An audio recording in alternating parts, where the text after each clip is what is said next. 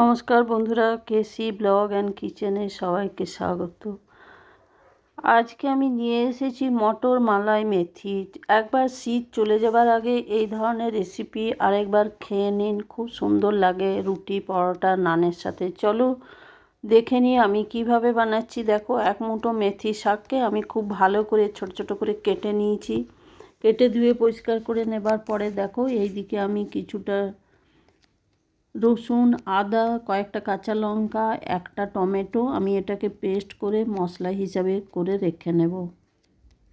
তারপরে তার সাথে কয়েকটা আমি কাজু আর অ্যালমন্ডও দিয়েছি। যদি অ্যালমন্ড না থাকে বা কাজুও যদি না থাকে তাহলে একটুখানি 1 চামচ সাদা তিল দিলেও কিন্তু চলবে, তাতেও কিন্তু টেস্টের কোনো এদিক ওদিক হবে না। তারপর দেখো, কিছুটা আমি যেটা মটর ছাড়িয়ে রেখেছি, মটরশুঁটি, মটর মালাই মেথি, সেই জন্য 1 বাটি আমি মটরশুঁটি ছাড়িয়ে রেখেছি। সেটা সসপ্যানের মধ্যে গরম জল করতে দিয়ে তার মধ্যে 1 চামচ নুন দিয়েছি। নুন দেওয়ার পর মটরশুঁটিটা আমি দিয়ে একটু ফুটে আসবে, তারপরেই আমি সেটাকে নামিয়ে ছেঁকে নেব।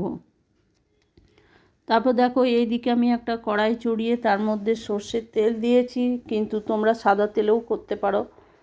তারপরে ওইদিকে যে মেথি শাকটা আমি কেটে রেখেছি সেটা আমি কিন্তু এটার মধ্যে ভালো করে ভেজে নেব। এটা কাঁচাতেও হয়, কিন্তু একটু ভেজে নিলে বেশি ভালো লাগে। তারপরে দেখো, এইদিকে মশলা, গোটা জিরে, লং, দারচিনি, শুকনো লঙ্কা আর কয়েকটা গোলমরিচ আর একটা তেজপাতা 2 টুকরো করে ওই কড়াইটার মধ্যে একটুখানি তেল দিয়ে ভালো করে এটা ভেজে নেব। ভাজা হয়ে গেলে তারপরে একটা পেঁয়াজকে আমি খুব ছোট করে কেটে রেখেছি, সেটাও আমি এটার মধ্যে ভালো করে ভেজে নেব। তবে ওইদিকে বলে দিই, মেথি শাকটা কিন্তু ডাঁটাটা দিও না, পাতাটাই দেবে।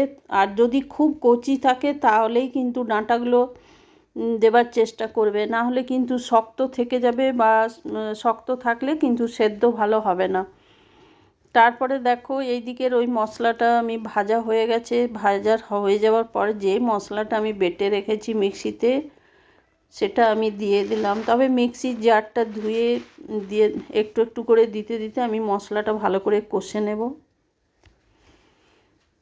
মেথি শাকের পাতাটাই মানে বেশি ভালো হয়, কিন্তু ডাঁটাটা যেহেতু আমার বাগানের ছিল, খুবই কচি ছিল, সেই জন্য আমি একটু ডাঁটাটাও দিয়েছি। তবে খুবই ছোট ছোট করে দিতে হবে। তারপর দেখো, এইটার মধ্যে আমি নুন দিয়ে দিলাম পরিমাণ মতো। মাথায় রাখতে হবে, আমি মটরশুঁটিতেও একটু নুন দিয়েছি।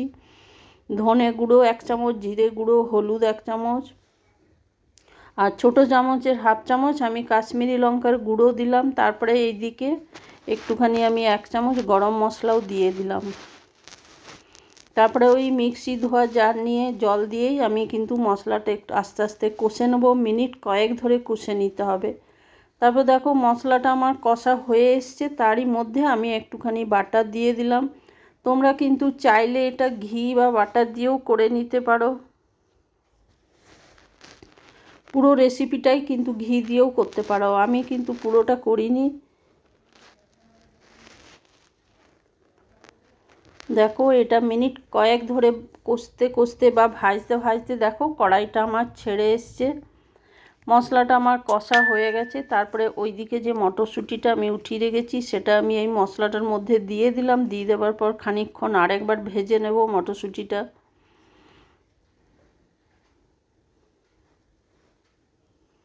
মটরশুঁটিটা খানিকক্ষণ ভেজে নেবার পর ওইদিকে যে মেথি শাকটা আমি ভেজে রেখেছি সেটাও আমি এটার মধ্যে দিয়ে দেব। দিয়ে দেওয়ার পর খুব ভালো করে একটুখানি মিনিট কয়েক ধরে আবার কষে নেব মশলাটা।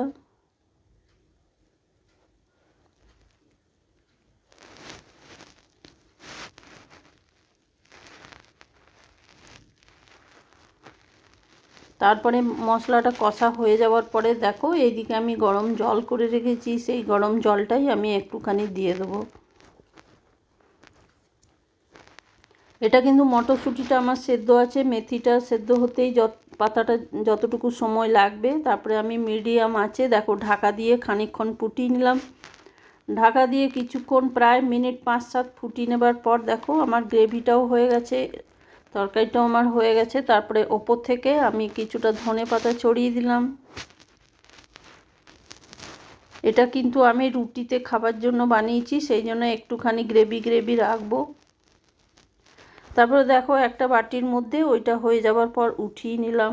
আশা করছি আমার রেসিপি ভালো লাগবে। ভালো লাগলে লাইক শেয়ার ও কমেন্ট করে অতি অবশ্যই জানিও। আর নতুন বন্ধুদের সাবস্ক্রাইব করার অনুরোধ রইল। তোমরা ভালো থাকবে, সুস্থ থাকবে। ফিরে আসছি পরের কোনো রেসিপি নিয়ে। ধন্যবাদ আর